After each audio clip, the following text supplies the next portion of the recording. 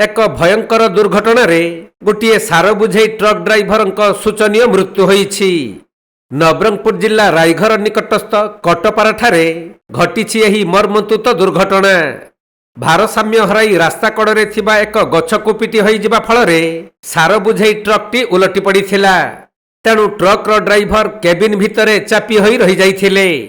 तेबे गतकाली विलंबित रातिरे एहीपरि भयंकर दुर्घटना घटिथिबा बेले आज सकाळे स्थानीय लोक माने देखि पुलिस को खबर देइथिले।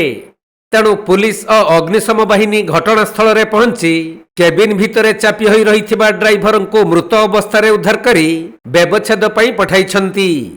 दुर्घटनाग्रस्त होइथिबा एही सार बुझेई ट्रकटी जयपुर रु सार बुझेई करी रायघर अभिमुखे आसुथिला बोली जणा पड़िछि। तेबे हुएत ट्रकर गति अधिक थिबा जगु किंबा ड्राइवर आखि लागि जिबा कारणरू गाड़ीटी भारसाम्य हराई गछरे पिटी उलटी पड़िथिबा अनुमान करा जाउछि। मृत ड्राइवर नाम कांत बोली जणा पड़िथिबा बेले पुलिस दुर्घटना संपर्क रे अधिक तदंत चलाइछि।